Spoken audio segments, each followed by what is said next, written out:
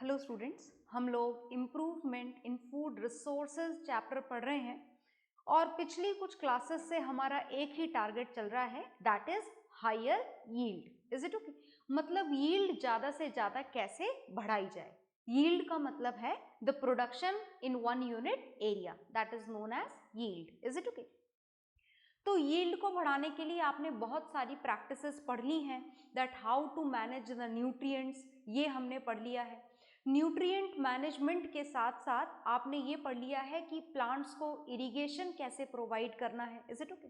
और नेक्स्ट जो हम लोग लास्ट टॉपिक स्टार्ट कर चुके हैं क्रॉप प्रोडक्शन मैनेजमेंट का, दिस इज क्रॉपिंग पैटर्न्स, जिसमें हम दो क्रॉपिंग पैटर्न्स ऑलरेडी पढ़ चुके हैं।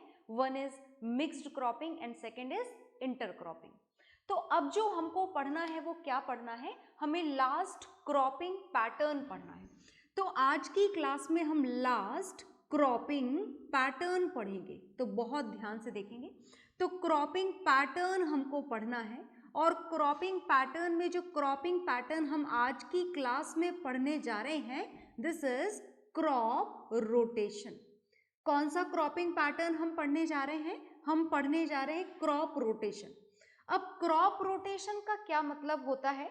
क्रॉप रोटेशन का मतलब होता है कि किसी भी फील्ड पर, जो भी एरिया आपके पास में है खेती करने के लिए, क्रॉप प्रोडक्शन के लिए, उस पर्टिकुलर एरिया में बार बार हर बार एक ही क्रॉप का प्रोडक्शन आप करते जाएं तो बहुत सारी परेशानियां इकट्ठी हो जाती हैं। कैसी परेशानियां इकट्ठी हो जाती हैं?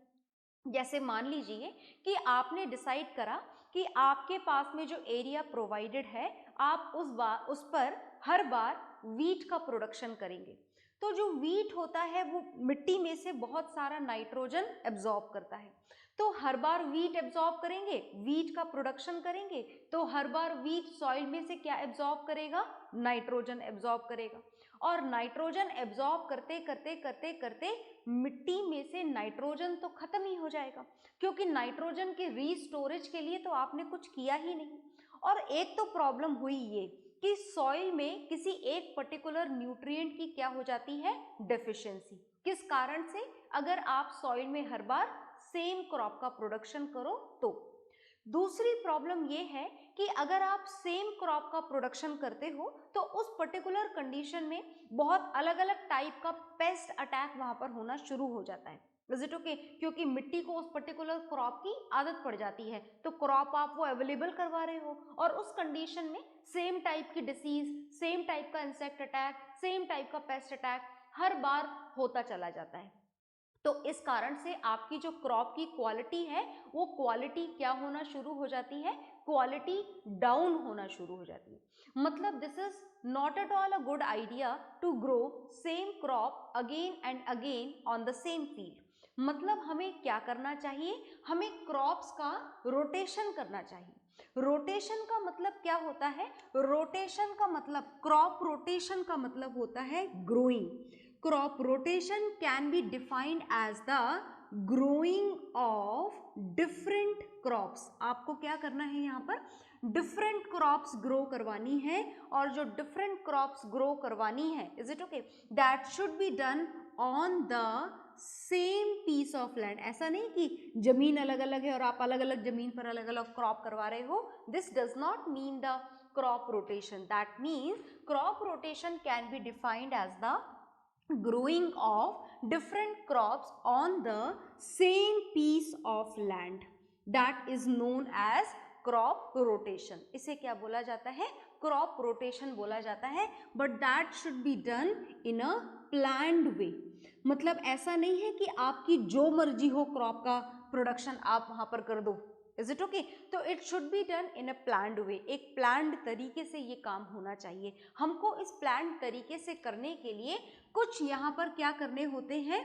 कुछ कॉम्बिनेशन बनाने होते हैं। ऐसा नहीं है, जैसा मैं आपको बार बार बोल रही हूँ, कि अपनी मर्जी से कोई सा भी क्रॉप का प्रोडक्शन हम कर दें और बोले कि क्रॉप रोटेशन इज डन, हमने तो क्रॉप बदल दी। Is it okay? It should not be done like this. तो क्रॉप का रोटेशन करवाने के लिए आपको पहले क्रॉप्स का सिलेक्शन करना पड़ता है। अब सिलेक्शन अलग अलग टाइप से किए जा सकते हैं। जैसे आपने डिसाइड करा कि हम तो सिर्फ 1 ईयर की प्लानिंग कर रहे हैं, सिर्फ 1 साल की प्लानिंग कर रहे हैं और उस 1 साल की प्लानिंग के लिए हमें यहाँ पर क्या करना है, क्रॉप का प्रोडक्शन करना है या सिलेक्शन करना है।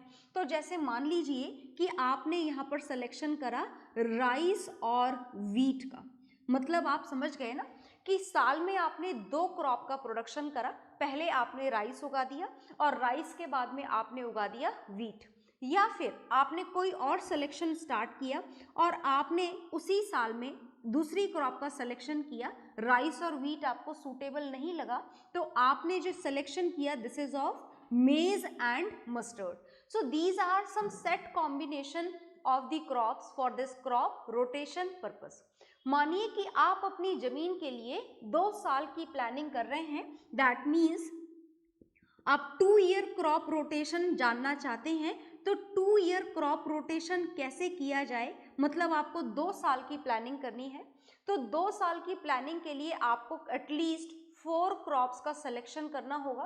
तो जो 4 क्रॉप का सिलेक्शन करना है तो आपने एक कॉम्बिनेशन 1 ईयर का रोटेशन तो यहीं से सेलेक्ट कर लिया, that is maize and mustard. और इसके साथ में आपने जो सेकेंड ईयर की प्लानिंग करी this is the planning of sugar cane with fenugreek. क्या आप फेन्यूग्रीक जानते हैं? बिल्कुल, fenugreek is known as methi in Hindi. मेथी खाते हैं ना, मेथी के पराठे खाते हैं ना, तो this is fenugreek in English. Is it okay? Now listen, अगर आप 2 ईयर रोटेशन की प्लानिंग नहीं कर रहे हैं, आप 3 ईयर रोटेशन की प्लानिंग कर रहे हैं, तो 3 ईयर रोटेशन की प्लानिंग के लिए आपको यहाँ पर क्या करना पड़ेगा, एटलीस्ट 6 क्रॉप्स यहाँ पर सेलेक्ट करनी पड़ेंगी। 6 क्रॉप्स का मतलब at least 2 crop production should be done in a year. तो चलिए हम यहाँ पर 2 क्रॉप का सिलेक्शन यहाँ पर करने जा रहे हैं। For example this is rice wheat. Rice wheat के साथ में आपने ले लिया फॉर द सेकेंड ईयर मेज एंड मस्टर्ड। फिर आपने ले लिया शुगर केन। शुगर केन के साथ में आप फेन्यूग्रीक ही ले, ज़रूरी नहीं है, आप बरसीम भी ले सकते हैं। So these are the crop rotation planning for the 3 year rotation plan. Is it okay? तो आपके सामने कॉम्बिनेशन लिखा हुआ है, डजंट मीन कि आप सिर्फ इसी कॉम्बिनेशन को काम में लेंगे।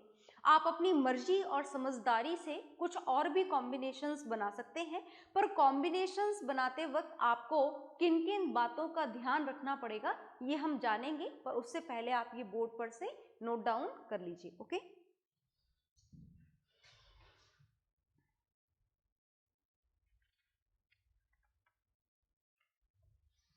तो आपने ये नोट डाउन कर लिया होगा और इसको नोट डाउन करने के बाद में भाई हमने यहाँ पर एक एक पर्टिकुलर एग्जाम्पल लिख दिया, 1 या 2 एग्जाम्पल्स हमने यहाँ पर लिख दिए।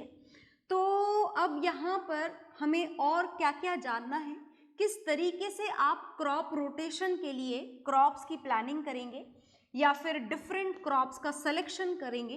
तो चलिए हम उसके तरीके जान लेते हैं कि क्या क्या आपको यहाँ पर सोचना पड़ेगा किन्हीं भी डिफरेंट क्रॉप के सिलेक्शन के लिए for the purpose of crop rotation. Crop rotation के पर्पस के लिए आपको कैसी क्रॉप सेलेक्ट करनी चाहिए, देखिएगा ध्यान से, क्या डिफ्रेंसिएशन होना चाहिए उनके कैरेक्टर्स में। तो हम यहाँ पर इस बात को अच्छी तरीके से समझने जा रहे हैं। तो when we have to select the different crops for the crop rotation, जब आपको different crops का selection करना हो crop रोटेशन के पर्पस के लिए, तो what criteria should be kept in the mind. सबसे पहले हमें देखना होता है अवेलेबिलिटी। किसकी अवेलेबिलिटी देखनी होती है? हमें देखनी होती है availability of moisture through out the year. Is it okay? ये हमें बिल्कुल एश्योर करना होता है कि जो सॉइल हमारे पास में अवेलेबल है, जिस सॉइल पर हम क्रॉप प्रोडक्शन करने जा रहे हैं, वहाँ पर मॉइस्चर की अवेलेबिलिटी रहे, मतलब सॉइल एग्जैक्टली ड्राई सॉइल ना हो। Is it okay? दूसरी बात जो एश्योर करनी होती है क्रॉप रोटेशन से पहले क्रॉप के सिलेक्शन की, that is the availability of nutrients in the soil. हमें जानकारी होनी चाहिए कि जो सॉइल आपने यहाँ पर सेलेक्ट करी है उस सॉइल के अंदर कौन कौन से न्यूट्रिएंट हैं।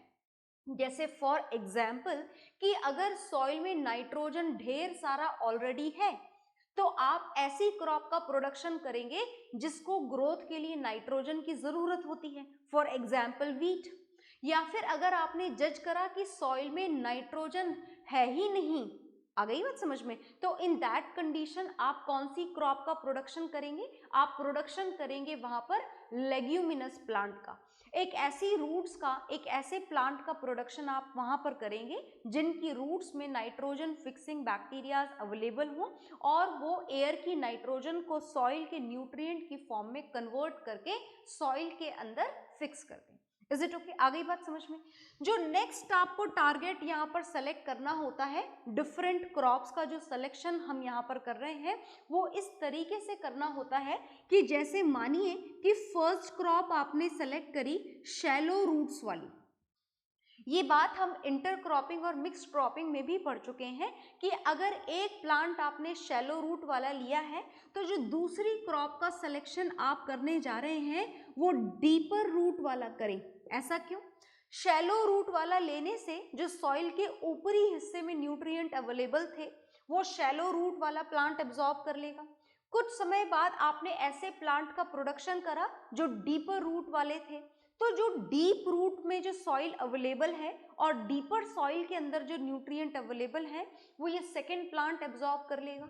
मतलब जो सॉइल आपके फील्ड में अवेलेबल है वो पूरी तरीके से क्या कर ली जाएगी? यूटिलाइज कर ली जाएगी। आ गई बात समझ में? सो सम ऑफ दी और more factors are there on which this combination, this selection of crops for the crop rotation is based. तो आप पहले इनको नोट डाउन कर लीजिए। ओके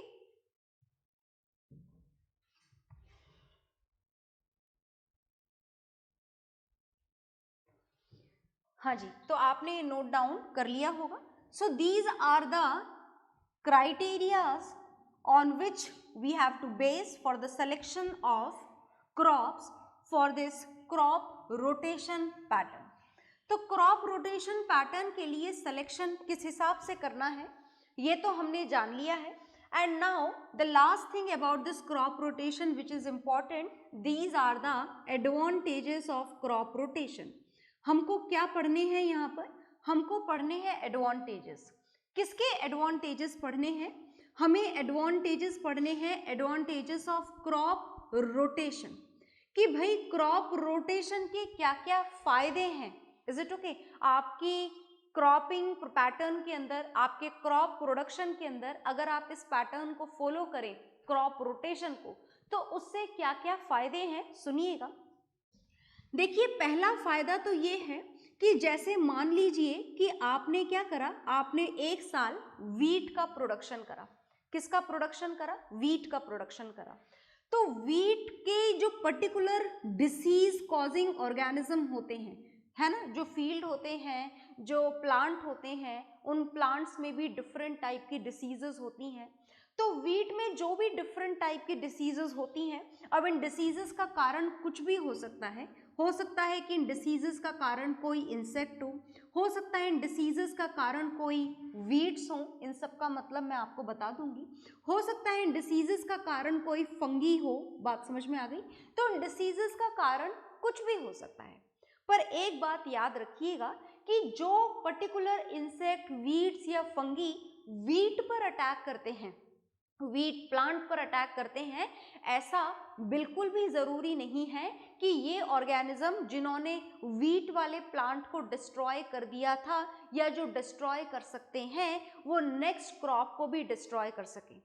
जैसे आप देखते हैं कि डिफरेंट एनिमल बीइंग्स में डिफरेंट टाइप की डिसीजेस होती हैं।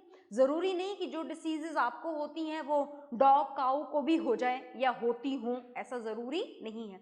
तो जो वायरस आपके ऊपर अटैक करता हो वो वायरस हमारी अर्थ पर हर एनिमल बीइंग पर अटैक करता हो, ऐसा जरूरी नहीं है।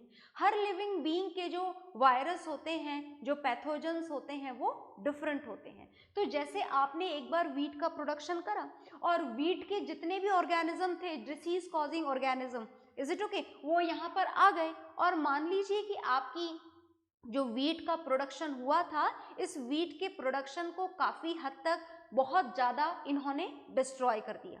अब आपने क्या करा, बदल लिया, आपने दोबारा वीट का प्रोडक्शन किया ही नहीं, आपने दोबारा राइस का प्रोडक्शन कर दिया। और प्रोडक्शन बदलते ही जो इसके ऑर्गेनिज्म थे जिन्होंने वीट की क्रॉप को डिस्ट्रॉय करा था, they are not at all able to destroy the crop of rice.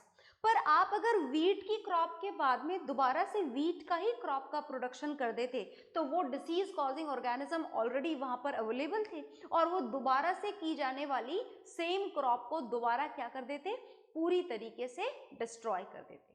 आ गई बात समझ में? तो इसीलिए हमें सेम क्रॉप को बार बार प्रोड्यूस नहीं करना चाहिए। आगे देखिएगा, जो सेकेंड एडवांटेज है वो ये है कि अगर आप क्रॉप रोटेशन का इस्तेमाल करें, इस प्रोसेस, इस क्रॉपिंग पैटर्न का इस्तेमाल करें, तो जो फर्टिलाइजर्स हैं वो आपको बहुत कम अमाउंट में, या फिर आप ये बोलें कि आपको फर्टिलाइजर की जरूरत ही नहीं होती। कैसे नहीं होती? जैसे मान लीजिए कि आपने एक बार यूज किए लेग्यूमिनस प्लांट। लेग्यूमिनस प्लांट का मतलब समझ गए ना, those plant whose roots are having the nitrogen fixing bacteria in them. These are usually the plants of pulses. तो आपने अपने खेत पर उगाई ढेर सारी पल्सेस।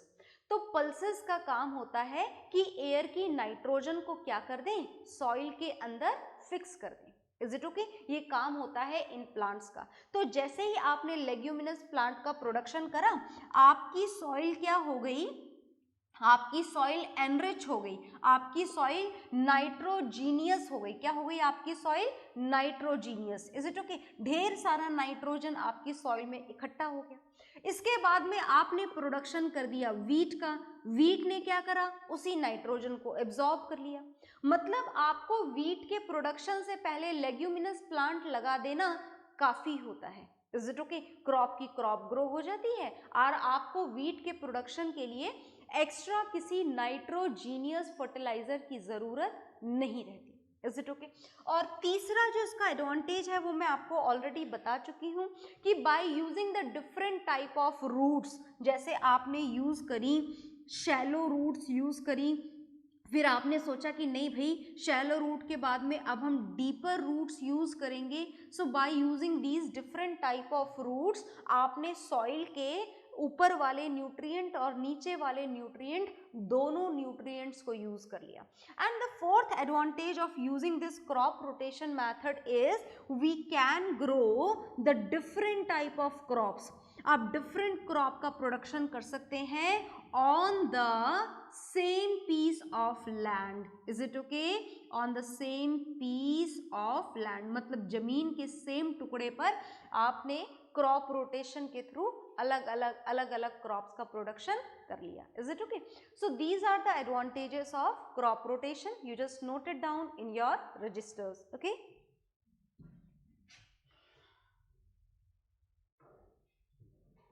हाँ जी, तो ये आपका क्रॉपिंग पैटर्न वाला जो टॉपिक है वो कंप्लीट हो चुका है। मतलब हायर यील्ड को बढ़ाने के लिए अब जाकर के हमारा जो फर्स्ट टॉपिक है which is crop production management, ये क्रॉप प्रोडक्शन मैनेजमेंट हम पूरी तरीके से पढ़ चुके हैं और अब हमको शुरू करना है हमारे इस हायर यील्ड वाले प्रोसेस का second topic. And this second topic is crop variety improvement. Is it okay? क्या करना है आपको? आपको क्रॉप वैरायटी इंप्रूवमेंट का टॉपिक अब आपको पढ़ना है।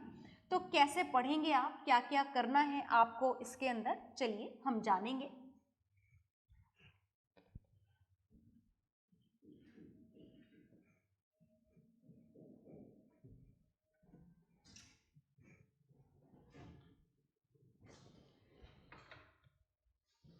हाँ जी, तो हम हमारा सेकेंड टॉपिक स्टार्ट करने जा रहे हैं। For the higher yield the first one is done, this is crop production management is done. And now the second topic is crop variety improvement. क्या पढ़ना है अब आपको? अब आपको पढ़ना है क्रॉप वैरायटी इंप्रूवमेंट। अब अगर बात इस क्रॉप वैरायटी इंप्रूवमेंट की जाए तो दो फैक्टर हैं जिनका हमें खास ध्यान रखना होता है। First is higher yield. Yield कैसी होनी चाहिए? ज्यादा। हायर यील्ड का मतलब समझे ना, एक ही पेड़ पर ज्यादा से ज्यादा फ्रूट, एक ही पेड़ पर ज़्यादा से ज़्यादा सीड, एक ही पेड़ पर ज़्यादा से ज़्यादा vegetable, this is known as higher yield. और दूसरी बात क्रॉप वैरायटी इंप्रूवमेंट के लिए जो ज़रूरी है वो है the disease resisting capacity of the plant. मतलब प्लांट की क्वालिटी इतनी बढ़िया हो कि नॉर्मली कोई सा भी इंसेक्ट, कोई सा भी पेस्ट, कोई सा भी वायरस, कोई सा भी फंगी उसके ऊपर इजीली अटैक करके उसे बीमार, डिस्ट्रॉय, खराब ना कर सके। Is it okay? तो किसी भी क्रॉप के अंदर ये दो क्वालिटी होनी चाहिए, तो आपका जो हायर यील्ड वाला टारगेट है वो कंप्लीट हो जाएगा। First is you should get this higher yield and second is the plant should have this particular capability of disease resistance so that no disease can be there easily in any type of crop production. अब इन दोनों target को अगर आप पहुंचना चाहते हो, इन दोनों target को अगर आप कंप्लीट करना चाहते हो, तो इस टारगेट को कंप्लीट करने के लिए जो नेचुरल प्रोसेस है this is called as mutation. क्या बोला जाता है? Mutation, gene mutation. अब जीन म्यूटेशन जो होता है that is based on two factor, it can be done naturally and it can be done artificially. अगर आप नेचुरली इस प्रोसेस को होने का वेट करेंगे तो it takes a very long time, और अगर आप आर्टिफिशियली करते हैं इसे लेबोरेटरीज के अंदर तो यही काम आपका क्या हो जाता है? आसान हो जाता है और जल्दी हो जाता है। Is it okay? तो चलिए हम जानते हैं कि इन दोनों टारगेट को कंप्लीट करने के लिए हमें यहाँ पर कौन कौन से फैक्टर्स को जज करना होता है, तो हम ये जानना यहाँ पर शुरू करते हैं। तो हम यहाँ से इसको रफ करने जा रहे हैं, आई होप आपने ये नोट डाउन कर लिया होगा। तो हम इसको वन बाय वन, ढेर सारे फैक्टर हैं कि इन दोनों फैक्टर के टारगेट को कंप्लीट करने के लिए हमें किन किन बातों का ध्यान रखना है, सुनिएगा ध्यान से। तो सबसे पहले जिस बात का आपको ध्यान रखना है यहाँ पर क्रॉप वैरायटी इंप्रूवमेंट में, this is higher yield. Higher yield का मतलब मैं आपको बता चुकी हूँ। हायर यील्ड का मतलब है more and more production with the same plant, with the one unit area. And to have this higher yield, we have to use a very good quality of seed. हमको यहाँ पर जो आपकी seed की quality है उसे क्या करना पड़ेगा? उसे इम्प्रूव करना पड़ेगा। और सीड्स की क्वालिटी अगर आपकी इम्प्रूव्ड हो जाएगी, इज इट ओके, तो उस कंडीशन में ऐसे सीड्स को क्या बोला जाता है? ऐसे सीड्स को बोला जाता है HYV seeds, that means high yielding variety seeds. Is it okay? आ गई बात समझ में? मान लीजिए कि इसके लिए आपके पास में कोई दो क्वालिटी है किसी भी पर्टिकुलर प्लांट की, जैसे कोई एक पुअर क्वालिटी है या कोई एक पुअर क्वालिटी को चलो हम यहाँ से रिमूव ही कर देते हैं, why we should use the poor quality. मान लीजिए कि आपके पास में पुअर नहीं, कोई एवरेज क्वालिटी का प्लांट है और एक बहुत बढ़िया गुड क्वालिटी का प्लांट है। Is it okay? तो एवरेज क्वालिटी और गुड क्वालिटी के बीच में क्रॉस ब्रीड करा करके आप एक न्यू प्लांट प्रोड्यूस कर लेते हैं which may be of the best quality, और इसी बेस्ट क्वालिटी को फिर रीजनरेट करके ढेरों प्लांट्स और ढेरों सीड्स का प्रोडक्शन कर दिया जाता है। And this is the way by which we get the seeds of higher yield, high yielding variety seeds. Is it okay? So this is one of the factor to improve the crop production, crop variety improvement. Is it okay? तो आप crop variety improvement के बाद में जो आपको next चीज जाननी होती है, जो नेक्स्ट फैक्टर आपको यहाँ पर कंसीडर करना होता है, this next factor is of improved quality. भाई हायर यील्ड तो हो गई, बहुत बढ़िया बात है, आपने एक ही प्लांट पर ढेरों सीड्स का प्रोडक्शन कर दिया या फिर आपने एक ही प्लांट पर ढेरों फ्रूट का प्रोडक्शन कर दिया, तो हाई यील्ड वाला जो आपका टारगेट था वो कंप्लीट हो गया। अब जो नेक्स्ट है, सेकंड जो फैक्टर है जो इम्पोर्टेंट है क्रॉप वैरायटी इंप्रूवमेंट के लिए, this is improved quality. Is it okay? अब इम्प्रूव्ड क्वालिटी का क्या मतलब होता है? इम्प्रूव्ड क्वालिटी का क्या मतलब है? इम्प्रूव्ड क्वालिटी का मतलब अलग अलग होता है। Is it okay? कैसे अलग अलग होता है? जैसे बात अगर हम काऊ की करें, एनिमल से स्टार्ट करते हैं, तो काऊ में इम्प्रूव्ड क्वालिटी का क्या मतलब होना चाहिए? काऊ में इम्प्रूव्ड क्वालिटी का मतलब होता है which produces a lot of milk, and the second thing is the nutrients which are present in the milk. Is it okay? So these two factors decide the quality of cow. तो in the same case, अगर हम बात किसी भी seed की quality की करें तो it depends on the use कि आप उसे किस पर्पस के लिए काम में लेने जा रहे हैं। जैसे बात अगर आप व्हीट ग्रेन की करें तो व्हीट ग्रेन की इंप्रूव्ड क्वालिटी का मतलब है इसकी बेकिंग क्वालिटी। बेकिंग क्वालिटी का क्या मतलब है कि आप उस व्हीट से जो भी चीज बनाओ, जैसे आपने व्हीट की बनाई चपाती तो वो सॉफ्ट बननी चाहिए। Is it okay? थोड़ा उसके अंदर प्रॉपर टेस्ट होना चाहिए। ओके अगर हम पल्सेस की करें तो पल्सेस की इंप्रूव्ड क्वालिटी का मतलब है it should have a proper amount of protein in them. Protein का सफिशिएंट अमाउंट इन पल्सेस के अंदर प्रेजेंट होना चाहिए। Is it okay? बात अगर हम ऑयल सीड्स की करें, ऑयल सीड्स का मतलब तो समझ गए ना, जैसे कि सेसमी हो गया जिसे तिल बोलते हैं आप हिंदी में, ग्राउंडनट हो गया जिसे मूंगफली बोलते हैं आप। तो इनका पर्पस क्या होता है? इनका मेन पर्पस होता है इसमें से ऑयल एक्सट्रैक्ट करना। Is it okay? आ गई बात समझ में?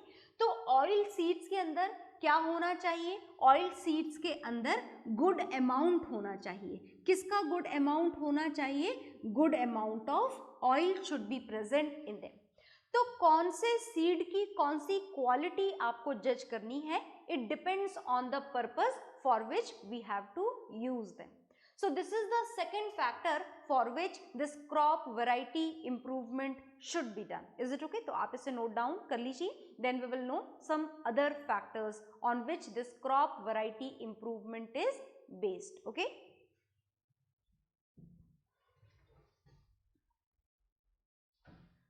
हाँ जी, तो आपने ये नोट डाउन कर लिया होगा और इसके बाद के जो फैक्टर्स हैं जिसके ऊपर क्रॉप वैरायटी इंप्रूवमेंट बेस्ड है, that will see in the next class. Okay, bye everyone.